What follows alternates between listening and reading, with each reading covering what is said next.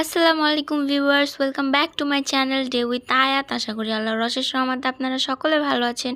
আমিও আলহামদুলিল্লাহ ভালো আছি। তো আজকে আমি আপনাদের সাথে শেয়ার করব লইট্টা শুটকি ভুনার রেসিপি। শুটকি ভুনার জন্য আমরা এখানে যে মশলা ব্যবহার করব তা হলো শুকনো মরিচ, জিরে, এলাচ আর গোলমরিচ। আমরা এবার এগুলো ব্লেন্ডারে ব্লেন্ড করে একটা পেস্ট বানিয়ে নেব।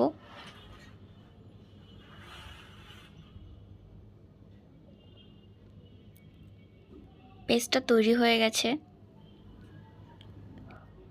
এবার আমি শুটকিগুলো ভালোভাবে টেলে নেব। শুটকিগুলো টালা হতে হতে আমি এখানে শুটকির জন্য রসুনগুলো ছিলে নেব।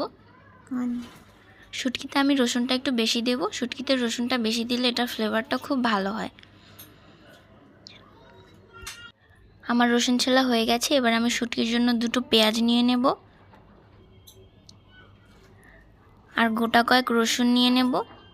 এবার আমি এগুলোকে ধুয়ে কেটে নেব। আমি পেঁয়াজগুলো লম্বা লম্বা করে কেটে নেব। রসুনটা আমি কাটবো না, রসুনটা আমি গোটাই রাখবো।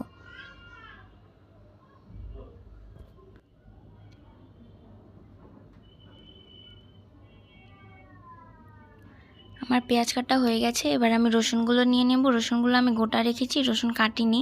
এখানে শুটকি টালাটাও হয়ে গেছে। শুটকিটা এবার আমি ভিজিয়ে রাখবো যাতে এটা নরম হয়ে যায় আর ধোয়ার সময় ময়লাটা খুব সহজে উঠে আসে। এবার আমি একটা প্যানে সরিষার তেল নিয়ে নিলাম। আপনারা চাইলে এখানে সাদা তেলটাও ইউজ করতে পারেন, কিন্তু আমি এখানে সরিষার তেলটা ইউজ করেছি। সরিষার তেলটা শুটকির ফ্লেভারটা আরও দ্বিগুণ বাড়িয়ে দেয়। এবার আমি পেস্ট করে রাখা মশলাটা তেলে দিয়ে দেব। 1 চামচ হলুদ দিয়ে দিলাম। এবার একটু স্বাদ মতো লবণ দিয়ে দেব। এবার আমি মশলাটা ভালোভাবে কষিয়ে নেব। ব্লেন্ডারে ব্লেন্ড করার পর অবশিষ্ট যে মশলাটা রয়ে গেছিলো সেখানে আমি একটু পানি দিয়ে দেব। সেই পানিটা আমি এখানে দিয়ে দেব। পানিটা দিয়ে আমি আবারও একটু ভালোভাবে কষিয়ে নেব। এবার আমি কেটে রাখা পেঁয়াজ আর গোটা কয়েকটা রসুন দিয়ে দেব। এটাও আমি ভালোভাবে কষিয়ে নেব।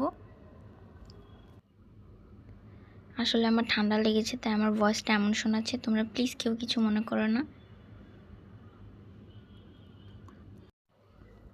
এবার আমি এটাকে একটু ঢেকে দেব।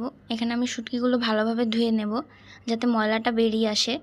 আমি শুটকিটা 3 থেকে 4 বার ধুয়ে নিয়েছি যাতে ময়লাটা ভালোভাবে বেরিয়ে আসে।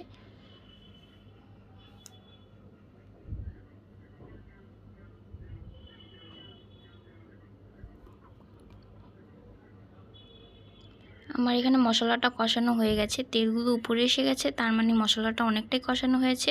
এবার আমি ধুয়ে রাখা শুটকিগুলো দিয়ে দেব। শুটকিটা দিয়ে এবার ভালো মতো শুটকিটাও কষিয়ে নেব।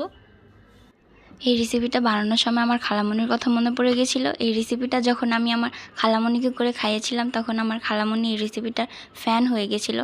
আপনারাও যদি কাউকে আপনার হাতের খাবারের ফ্যান বানাতে চান তাহলে এই রেসিপিটা অবশ্যই ট্রাই করবেন। এখানে কথা বলতে বলতে আমার শুটকিটাও রান্না করা হয়ে গেছে।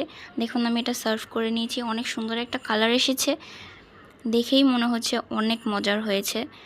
যারা যারা এখনও আমার চ্যানেলটি সাবস্ক্রাইব করেনি তারা অবশ্যই আমার চ্যানেলটি সাবস্ক্রাইব করে দেবেন। যারা যারা আমার চ্যানেলটি সাবস্ক্রাইব করেছেন তাদেরকে অসংখ্য ধন্যবাদ।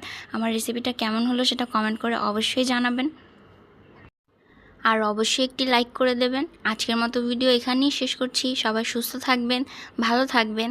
আল্লাহ হাফেজ।